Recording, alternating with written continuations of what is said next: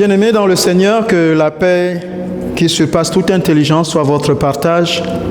Ma joie renouvelée de pouvoir communier avec vous au travers de la parole de Dieu que nous voulons méditer. C'est pour nous une source intarissable, inépuisable de vie. Courbons nos têtes, nous voulons prier. Merci Père pour ta bonté, pour ta fidélité. Que ta parole nous éclaire et nous fasse encore du bien pour nous rapprocher de toi. Que ton nom seul soit béni au nom de Jésus. Amen. Bien-aimés, je voudrais partager avec vous un texte, revenir sur ce texte qui se trouve en Jean au chapitre 4. Vous savez que notre pensée de l'année est l'épanouissement total. L'épanouissement total. Le Seigneur veut, selon 3 Jean, chapitre 1er, qui dit « Je veux que tu prospères à tous égards comme prospère l'état de ton âme ». Nous voulons travailler avec le Seigneur, avec la grâce de Dieu, à ce que nous soyons prospères dans notre âme, afin que toute chose nous soit donnée par-dessus tout. L'histoire se trouve en Jean au chapitre 4, une histoire que nous n'avons pas fini de décortiquer. Laissez-moi refaire la lecture de ce texte que nous avons déjà eu à méditer ensemble. Jean chapitre 4 à partir du verset 1er. Cette fois-ci, j'aimerais m'arrêter au verset 10. Jean chapitre 4, verset 1 à 10. Le Seigneur sut que les pharisiens avaient appris qu'il faisait et baptisait plus de disciples que Jean. Toutefois, Jésus ne baptisait pas lui-même, mais c'étaient ses disciples. Alors, il quitta la Judée et retourna en Galilée. Comme il fallait qu'il passât par la Samarie, il arriva dans une ville de Samarie nommée Sychar, près du champ que Jacob avait donné à Joseph, son fils. Là se trouvait le puits de Jacob. Jésus, fatigué du voyage, était assis au bord du puits. C'était environ la 6e heure. Une femme, verset 7, une femme de Samarie vint puiser de l'eau.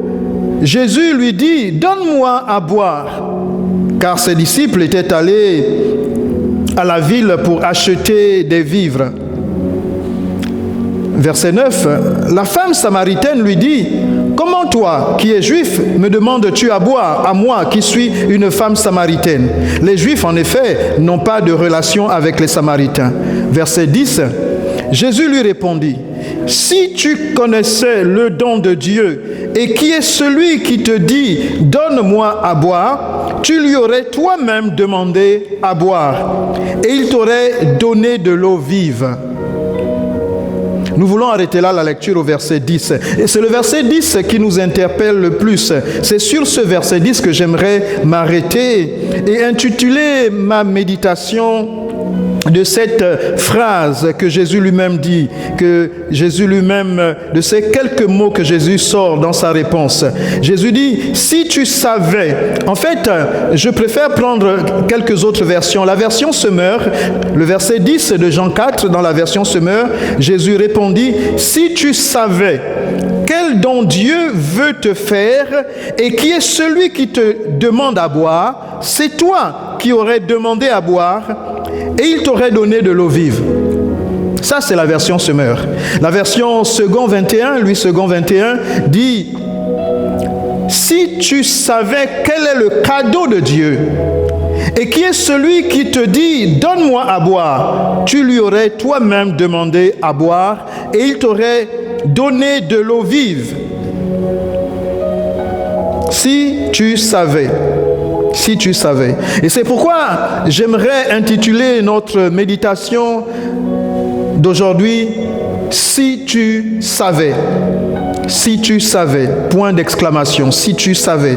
En fait, c'est la phrase de Jésus. Jésus dit « Si tu savais » ou alors dans d'autres versions, la version Louis II que nous avons lue premièrement, la version Darby aussi dit encore « Si tu connaissais le don de Dieu, si tu connaissais le don de Dieu et qui est celui qui te dit « Donne-moi à boire ». Je préfère dire ici « Si tu savais ».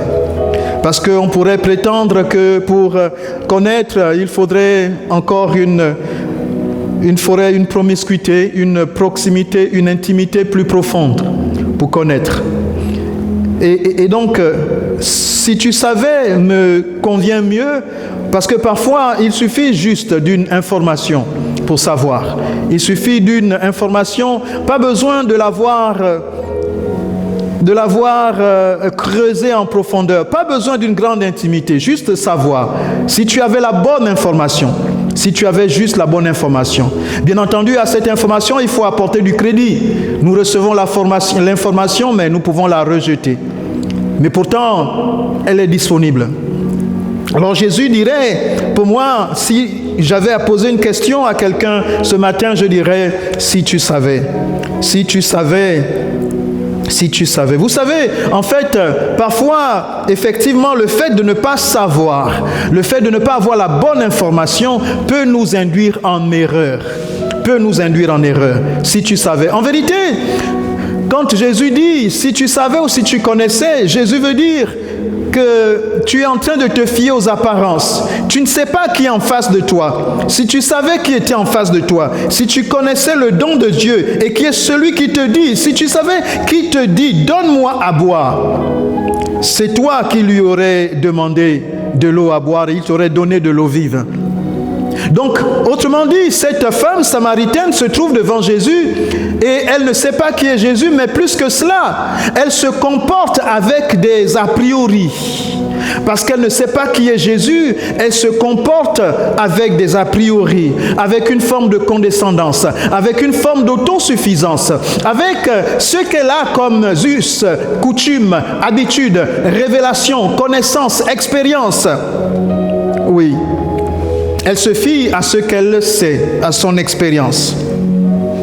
Et d'ailleurs, sa réaction est claire et sans équivoque. Elle dit, qu'y a-t-il entre toi et moi? Toi, pour me demander de l'eau à boire, à moi qui suis samaritaine. Toi, tu es juif. Et donc, le débat est clair. En fait, la question est claire. La femme samaritaine trouve qu'elle n'a rien à voir avec Jésus. Jésus n'a même pas à lui adresser la parole de lui demander de l'eau à boire. Parce qu'effectivement, entre juifs et samaritains, il y avait un quiproquo. Je vous assure que j'aurais du mal à vous expliquer dans la profondeur quelle était véritablement la raison ou qui avait raison dans ce quiproquo. Une chose est certaine, c'est que Juifs et Samaritains se regardaient en chiens de faïence. Les uns considéraient qu'ils étaient plus authentiques quant à la pratique de la foi israélite, pour dire ainsi. Les uns pensaient qu'ils étaient plus à même, plus en relation avec la promesse du Messie. Qui avait raison? Jésus dit, lorsqu'on écoute Jésus, Jésus vient dire qu'en vérité, il ne sera même plus question de savoir si c'est au mont Garizim ou si c'est ailleurs que l'on devrait adorer le Seigneur, parce qu'il arrivera un temps où les vrais adorateurs adoreront le Seigneur en esprit et en vérité. Mais voici que Jésus, lui, tranche en fait la question en nous disant finalement, dans le fond, en définitive, on ne cherchera plus à savoir entre les Juifs et les Samaritains qui avaient raison, qui avaient tort. Mais toujours est-il que l'histoire est là. Les Samaritains et les Juifs ne s'entendent pas. Quant à la question religieuse, une chose est certaine. Et puis le Messie vient parmi les Juifs. Nous les Juifs, nous savons de quoi nous parlons. Mais bref, la question est quand même de taille. La question est de taille. La première chose que je veux juste ressortir ici dans cette histoire, le premier conseil que j'aimerais d'abord donner, c'est que nous devons faire attention aux apparences. Cette femme samaritaine est sur le point de passer à côté parce que elle, dans sa connaissance et dans sa culture, dans son expérience, dans ses us et coutumes, elle n'a rien à faire avec un juif. Et un juif n'a même pas à lui demander de l'eau. Et les apparences, nous le savons, sont trompeuses. Beaucoup d'erreurs sont commises lorsque nous faisons des choix précipités. Il n'y a qu'à regarder à côté de nous. Oui, nous prenons souvent des cas tout simples, comme le choix du conjoint. Nous choisissons le conjoint, malheureusement, trop souvent, sans aller suffisamment en profondeur de son histoire, de son passé, de ses origines, de ses habitudes, de sa véritable personne et personnalité. Il y a des personnes qui se marient sans connaître véritablement l'histoire. Quand nous disons l'histoire, c'est-à-dire le vécu, les événements. Il n'est pas question de juger quelqu'un sur son histoire, mais l'histoire nous révèle quand même une partie de la personne. D'ailleurs, nous sommes tous issus de quelque part, de quelque chose. C'est notre identité. Et lorsque nous voulons définir quelqu'un, nous avons besoin de connaître sa source, ses origines. Mais comment pouvons-nous unir des destinées sans se connaître véritablement ? Je sais aussi que parfois il y a des personnes, des jeunes dames, des jeunes gens qui ont dit non à une union possible, qui ont renoncé à une union possible. Et puis quand ils regardent le frère, la sœur dans sa relation conjugale, ils sont en train de se dire finalement, je suis passé à côté de quelque chose de bien. Si j'avais dit oui à ce frère, finalement, il avait l'air pourtant moche, mais à regarder bien, on dirait qu'il s'est embelli. On dirait qu'il brille de mille éclats. On dirait, effectivement, finalement, il est prospère à tous égards, comme prospère l'état de son âme. Il y a des personnes qui viennent non sans attirer les regards. Leur apparence n'a rien pour attirer les regards. Et puis, elles sont rejetées à cause de leur apparence. Elles sont méprisées à cause de leur apparence. Elles sont négligées à cause de leur apparence. Et parfois même à cause de leurs origines, à cause de leur passé. Voici quelqu'un, on ne pense pas que quelque chose de bon pourrait sortir de Nazareth. Quelque chose de bon ne pourrait pas sortir de Nazareth, pensait Nathanaël. Et pourtant, c'est de là qu'est sorti le Messie. Pourtant, c'est de là qu'est sorti le Messie.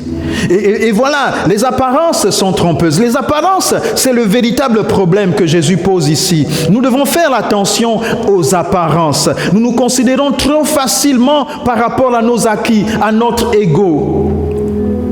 Et la question des Juifs et des Samaritains n'est pas simple, les amis. La question des Juifs et des Samaritains est bien plus compliquée qu'on ne peut l'imaginer. Vous voyez, lorsque nous voulons résumer, nous disons souvent que les Samaritains, à cause du schisme, à partir du schisme, se sont donnés, se sont ouverts à l'idolâtrie, se sont ouverts à d'autres peuples qui n'étaient pas israélites. Et donc, la culture juive a plutôt s'est diluée, s'est édulcorée dans le samaritain. Et donc, ce n'étaient plus des juifs authentiques et ils ont laissé entrer d'autres cultures, d'autres pratiques occultes. Et donc, on explique souvent par cela. Mais vous voyez, lorsqu'on regarde un peu les Écritures, on peut comprendre que le Samaritain ne soit pas aussi facile à accepter son rejet. Parce que lorsqu'on regarde l'histoire, et cette histoire déjà de conflit entre Juifs, entre Judéens et Samaritains, remonte de plusieurs siècles avant Jésus-Christ. Plusieurs siècles avant Jésus-Christ. Mais nous voyons que la Samarie a néanmoins joué un rôle important dans toute l'histoire hébraïque, l'histoire juive.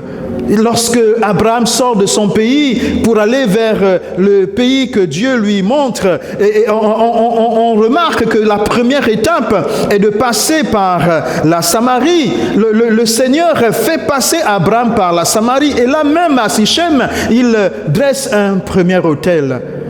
Lorsqu'on regarde un peu dans sa globalité, la Samarie, en fait, le nord, le côté où il y avait la Samarie, effectivement, après le schisme, c'est le côté nord, alors que les Judéens se trouvent du côté sud. Ce côté nord va engorger beaucoup d'hommes de Dieu puissamment utilisés. C'est de ce côté que sortiront des hommes de Dieu tels Samuel, tels Élie. En fait, l'histoire d'Israël se regroupe, se concentre autour de la partie nord. Et puis, raison pour laquelle nous pouvons comprendre que finalement, Dieu n'était pas absent de la Samarie. Dieu n'était pas absent des Samaritains. Dans leur histoire, même Jacob, c'est bien à Bethel qu'il a fait cette expérience de l'échelle. C'est encore dans la zone de Sichem, de la Samarie, qu'il voit cette visitation du Seigneur. Plusieurs événements d'Israël se passent autour de cette région.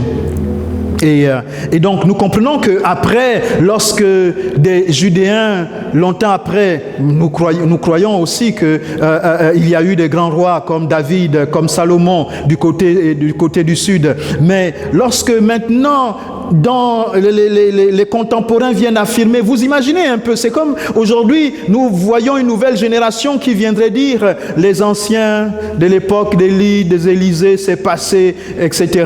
Et puis maintenant, Dieu est à une autre époque. Nous savons que Dieu est le Dieu de l'histoire également, et que l'histoire nous enseigne. Jésus est l'agneau de Dieu qui a été immolé avant la fondation du monde. Et quand il a été immolé, quand il est passé par toutes ces étapes, c'était bien pour une raison. Mais je veux juste attirer l'attention sur le fait que justement c'est cette complexité qui rend encore la chose importante. Oui, subtile. Parce que difficile de dire que celui-ci a raison, celui-ci a tort. Quand on est dans cette position, on a difficilement la capacité de se rendre compte que l'on devrait mettre de l'eau dans notre vin. C'est difficile. Voici donc cette Samaritaine se tient devant Jésus et Jésus lui dit, si tu savais. Oui, il y a des positions que nous avons parce que nous sommes tellement imbus. Et nous ne pouvons plus savoir, nous ne pouvons plus avoir l'attitude de celui qui cherche, parce que nous sommes tellement convaincus, nous sommes tellement épris, nous sommes tellement engagés, nous sommes tellement concernés, que nous ne pouvons même plus avoir des yeux du discernement. Nous sommes tellement épris par la situation. Et c'était la situation de cette femme. Nous avons des situations dans lesquelles nous pouvons nous trouver et nous ne pouvons plus juger de façon objective parce que nous sommes tellement englués dans la situation qui nous concerne. Si bien que sans le savoir ou sans le vouloir, nous faisons des jugements avec plein d'a priori, des jugements subjectifs, des jugements qui n'ont pas suffisamment de recul et donc des jugements pleins d'erreurs. Et Jésus pourrait dire, si tu savais. Mais le problème, c'est que tu ne peux pas savoir parce que tu n'es pas dans la situation de te remettre en question. Tu es dans la situation de considérer tes égos, tes acquis, tes a priori, ton background, ton éducation, ton expérience, ton statut. Et tu regardes l'autre avec un esprit de jugement. Oui, si tu savais. Et le Seigneur vient dire, si tu savais, si tu connaissais le don de Dieu, et qui est celui qui te dit, donne-moi à boire. Autrement dit, il y a des situations dans lesquelles nous nous retrouvons que le Seigneur occasionne pour que nous soyons plutôt demandeurs, pour que nous soyons bénis, pour que nous sortions d'une situation défavorable. Oui, cette femme se retrouve au puits dans une situation où Jésus vient lui demander à boire, alors que c'est elle qui a vraiment besoin de l'eau vive que Jésus donne. Nous croyons parfois que notre position est pour nous et nous est avantageuse, alors que le Seigneur a mis cette circonstance pour que vous fassiez preuve d'humilité et qu'au travers cette humilité, vous soyez bénis. Vous voyez, vous avez par exemple un poste dans lequel vous avez le pouvoir de décision. Vous avez un poste dans lequel vous pouvez décider du bien, de la promotion, de l'amélioration de la situation, de la condition de quelqu'un. Et puis, vous vous dites, vous êtes arrivé, Dieu vous a simplement béni. Mais en vérité, parfois, cette position vous est donnée parce que vous allez rencontrer quelqu'un de plus petit qui va vous donner quelque chose de plus grand pour vous. Et la façon dont vous allez faire votre service dans cette situation va être déterminante. Oui, vous êtes dans une situation favorable, favorisée, mais vous prenez cette situation comme étant un acquis. Et vous regardez les autres avec condescendance, vous les méprisez, vous les piétinez, vous marchez dessus, vous crachez dessus. Alors que le Seigneur vous a mis dans cette position pour aider quelqu'un qui demain vous aidera plus que vous ne pouvez l'imaginer. Oui, vous êtes en position de force, mais vous ne savez pas dans quelle position vous serez demain. Et que le plus petit devant lequel le Seigneur vous a mis est la clé pour vous demain. Si tu savais le petit que tu es en train de mépriser, si tu savais qui est le petit que tu es en train de mépriser, si tu savais qui est le petit que tu es en train de négliger, si tu savais quelle est la personne et ce qu'elle est pour toi demain que tu es en train de rabrouer, c'est ce que le Seigneur Jésus nous apprend ici. Si tu savais. Oui, parfois, nous ne savons pas. Nous ne savons pas et le Seigneur veut nous aider à avoir une attitude différente. Si tu savais que le poste dans lequel tu es, ce n'est pas pour ta gloire, mais c'est pour la gloire de Dieu. Si tu savais que ça ne s'arrête pas juste à tes acquis, mais le Seigneur veut t'utiliser pour autre chose plus grand et il veut te bénir plus que simplement le paraître, plus que simplement les besoins stomacaux. Oui. Si tu savais. Parfois, nous ne nous mettons pas suffisamment à la place des autres. Et nous passons à côté. Et le Seigneur Jésus nous pose cette question et nous dit, si tu savais. Si tu savais, mon bien-aimé. Fais attention. Ça me fait penser encore à une histoire. Je me souviens encore, et là ce sont des choses très personnelles. Je parlais avec une de mes sœurs qui était très affectée. Très affectée. Oui. Et nous le sommes souvent. Parfois nous ne nous rendons pas compte comment est-ce que nous pouvons affecter les plus petits que nous. Nous ne nous rendons pas compte. Je me souviens, et mes frères et sœurs en parlent encore aujourd'hui, il y avait eu un malentendu dans la famille. Un malentendu avec notre Père, notre bien-aimé Père, que le Seigneur a repris pour sa gloire, dans sa gloire céleste, et qui a reçu le Seigneur Jésus comme Seigneur et Sauveur. Je bénis le nom du Seigneur pour son salut. Mais il se trouve qu'à une période de sa vie, nous avons toujours retenu qu'il était un homme très dur, très très dur. Et il était rentré en conflit à une période de sa vie avec ses enfants. Il les avait frustrés. D'une façon ou d'une autre, il avait fait des choix. Et là, l'attitude des enfants n'était pas très honorable. D'après tous les commentaires qui avaient été faits, vous imaginez un peu Samarie et Judas. Et puis, chacun essayait d'avoir raison. Mais ensuite, les enfants ont été amenés à se soumettre. Donc des adultes les ont convaincus, ont réussi à les convaincre qu'il fallait poser un acte pour demander pardon à leur père. Ils ont posé un acte comme c'est dans les us et coutumes de nos traditions, de notre terroir. Ils sont venus avec quelques symboles, quelques packs de jus et de liqueur et déposer à papa et lui dire pardon. Et donc c'était mon frère aîné et ma sœur aînée qui symbolisaient, qui représentaient donc toute la fratrie. Il le faisait pour nous tous, pour demander pardon à papa. Et puis là, papa les a laissés à genoux pendant longtemps. Et il a dit, je ne reçois pas votre pardon, hypocrite qu'il est. Et il les a laissés là. Et la séance s'est terminée là, dans une blessure totalement béante. Et lorsque ma sœur m'expliquait encore ce qu'elle a ressenti au-dedans d'elle et qu'elle a continué à ressentir et à ressasser, elle a trouvé cela très dur, difficile pour elle. Le père qui refuse de pardonner à ses enfants.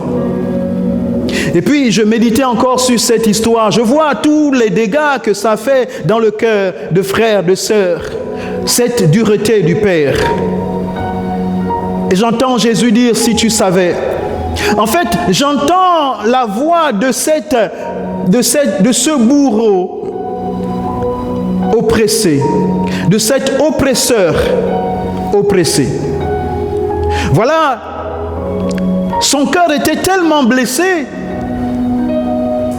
qu'il était devenu incapable de pouvoir aller au-dessus de ses émotions, de ses sentiments et de ses ressentiments. À tel point qu'il n'était même plus capable de dire à ses enfants, « Je vous pardonne, je vous aime. » Oui. Mais qu'est-ce qui se passait dans son cœur à lui? Si nous savions. Si nous savions aussi que dans son cœur, effectivement, il se sentait totalement incompris, totalement abandonné, totalement délaissé. Délaissé peut-être même par Dieu lui-même, qu'il devra chercher de tout son cœur de différentes façons. Oui. Nous sommes parfois dans nos positions, enfermés, en jugeant le comportement de l'autre. Mais si nous savions que ce n'est pas exactement ce qu'il voulait dire, il voulait dire les choses un peu différemment. Souvent, dans les couples, nous sommes dans une position, nous sommes convaincus que nous avons raison et nous restons braqués sur notre position. Mais si seulement nous savions. Si nous savions que l'autre en face, ce n'était pas exactement ce qu'elle voulait faire. Si nous savions que l'autre en face recherchait aussi le bien. Si nous savions que l'autre en face recherchait aussi à exprimer un regret. Si nous savions aussi que l'autre en face a aussi le bénéfice de la bonne foi. Je veux bien faire, mais je n'arrive pas. Si tu savais les efforts que je fais pour changer, mais l'autre en face voit que vous ne faites aucun effort. Mais s'il savait, ce qui est évident pour l'un n'est pas évident pour l'autre. Si tu savais que ce n'est pas évident pour moi de changer, si tu savais, mais souvent nous ne nous arrêtons pas pour nous poser la question, comment est-ce que ça se passe au-dedans de l'autre? Et nous cherchons, nous tiraillons de part et d'autre, chacun cantonné et positionné. Mais si tu savais que cette situation de conflit est là justement pour que vous puissiez entrer chacun au-dedans de vous et vous poser la bonne question et vous regarder différemment. Si tu savais que ton frère qui t'a blessé ne recherchait que ton bien, il a peut-être prononcé une parole piquante, il a peut-être été désagréable. Ta maman a peut-être été trop dure à cette occasion-là, mais si tu savais que c'était un geste d'amour, peut-être maladroit pour la circonstance, mais si tu savais que c'était bien intentionné, est-ce que tu aurais cette attitude-là? Oui, nous ne prenons pas suffisamment le temps de nous poser la question. Les autres pensent comme nous, les autres ont le bénéfice du doute, les autres recherchent aussi comme nous, les autres aiment comme nous, les autres sont imparfaits comme nous. Nous sommes disposés à nous pardonner nous-mêmes, à nous comprendre nous-mêmes, mais nous ne sommes pas toujours disposés à comprendre et à pardonner les autres. Si tu savais que celui qui te demande à boire est capable de te donner de l'eau vive, si nous savions véritablement que ceux qui nous entourent sont la source de notre bénédiction, c'est sûr que nous changerions d'attitude. Oui. Nous maltraitons parfois des enfants sans savoir que ces enfants, si chaque parent pouvait regarder son enfant comme le futur président de la République, heureusement que nous ne pouvons pas le faire parce que j'imagine des enfants qui ne seraient même plus frappés, qui ne seraient même plus corrigés. Oui. Parce que cet enfant a besoin d'être corrigé pour devenir le bon futur président de la République. Un enfant gâté, trop gâté, ne serait pas un bon président. Donc il a besoin qu'on ne fasse pas de considération. Nous avons besoin parfois de ne pas savoir tout. Heureusement que nous ne savons pas tout. Nous ferions tout de façon intéressée. Le Seigneur veut que nous fassions juste par amour. Juste par amour, juste pour sa gloire. Mais pour cela, c'est tout un exercice aussi. Mais nous devons lui faire confiance. Et c'est là que j'aimerais atterrir. J'aimerais atterrir là-dessus Vous savez ce dont nous parlons ici avec cette expression « si tu savais ». Ce « si tu savais » nous invite à nous dépouiller de ce qu'est l'orgueil. Oui, le vain mot, c'est l'orgueil. Ici, il n'est peut-être pas pleinement perceptible, mais c'est exactement cela, l'orgueil. Lorsque nous nous estimons, nous pensons avoir raison et nous ne voulons pas changer. Lorsque nous avons nos acquis et nous ne voulons pas changer. Mais le Proverbe, chapitre 16, verset 18, nous dit « L'arrogance précède la ruine et l'orgueil précède la chute. » L'orgueil précède la chute. L'orgueilleux va camper sur sa position. L'orgueilleux va estimer qu'il a raison et que les autres ont tort et que c'est aux autres de changer. Et parfois, vous avez peut-être raison que vous avez raison. Vous avez peut-être raison que les autres ont tort. Mais ce que le Seigneur Jésus nous enseigne, c'est que même quand nous avons raison, nous pouvons faire profil bas. C'est là la différence avec l'orgueil. L'orgueil, le problème de l'orgueil n'est pas juste de savoir que nous avons raison. Vous pouvez avoir raison. Mais l'orgueil consiste non pas à reconnaître que nous avons tort lorsque nous avons raison. L'orgueil, c'est celui-là qui, quand bien même il a raison, parce qu'il a raison, ne veut pas baisser la garde, ne veut pas courber l'échine, ne veut pas faire profil bas, parce qu'il a raison. Et c'est là l'orgueil. L'orgueil qui précède la chute. Parce que Christ Jésus avait raison. Le monde entier méritait la mort. Mais lui, qui avait parfaitement raison et qui n'a pas péché, est venu se donner en rançon pour que quiconque croit en lui ne périsse point, mais qu'il ait la vie. Lorsque nous aimons et que nous sommes en face de personnes qui ne comprennent pas, quand bien même nous avons raison, nous pouvons, pour gagner l'autre et gagner le plus grand nombre, nous voulons mettre de l'eau dans notre vin. Nous pouvons être conciliants, nous pouvons être patients, nous pouvons être compatissants, nous pouvons être miséricordieux. Et tout cela, c'est le caractère de Christ Jésus. Il se trouve que parfois, l'orgueilleux ne sait pas. L'orgueilleux ne sait pas. Il sait juste ce qu'il sait, mais il ne sait pas tout.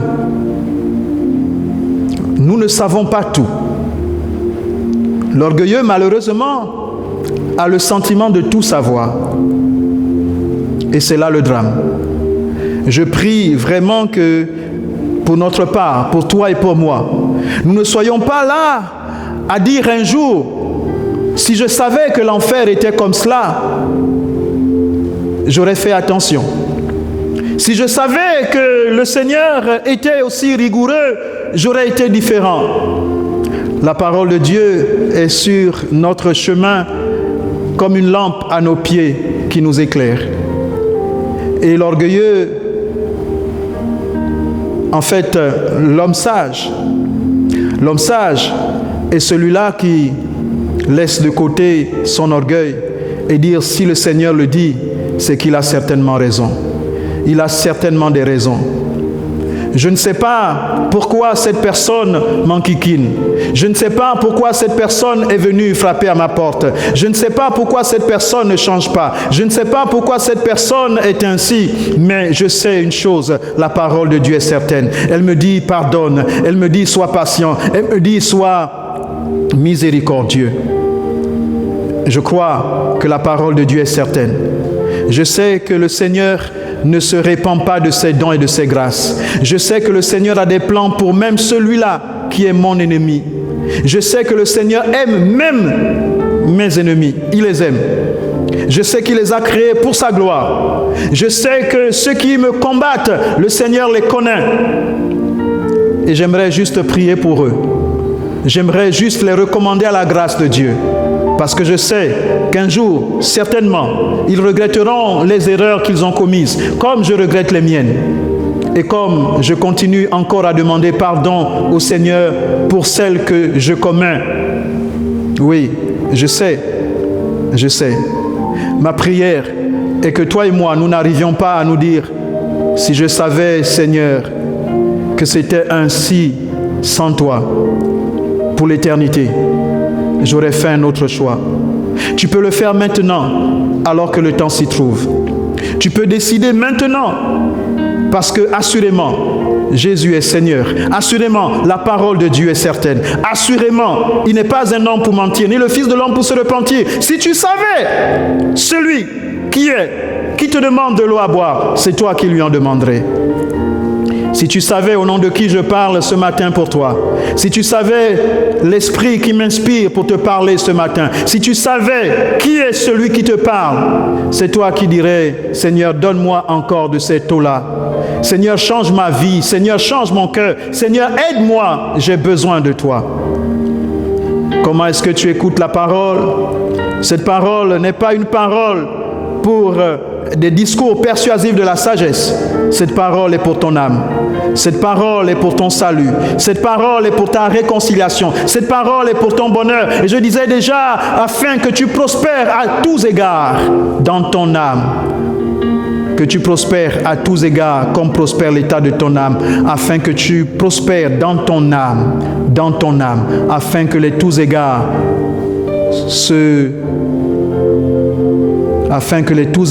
soient affectés par l'état de ton âme.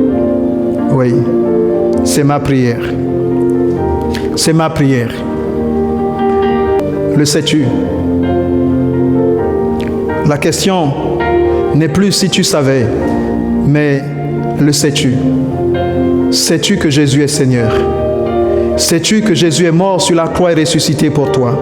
Sais-tu que la parole de Dieu est véritable? Sais-tu qu'il revient nous chercher? Sais-tu qu'il est la vérité et la vie? Sais-tu que ta vie est précieuse pour lui? Qu'il a un plan pour toi? Sais-tu que tu ne peux pas vivre que pour toi-même? Sais-tu que tes origines n'ont rien à faire avec la destinée glorieuse qu'il a pour toi? Sais-tu que, quel que soit, qu'importe qui a tort, qui a raison, Jésus est Seigneur. Jésus est Seigneur. Recherche premièrement la justice de Dieu. Je recherche premièrement la justice de Dieu. Et non pas à te justifier toi-même. Recherche le royaume des cieux et sa justice. Et toutes choses te seront données en plus. Que Dieu te bénisse, bien-aimé. Que Dieu te bénisse. Je prie que tu puisses faire ces paroles les tiennes.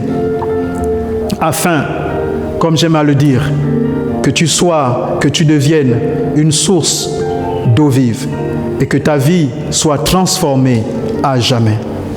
Que Dieu te bénisse. Amen.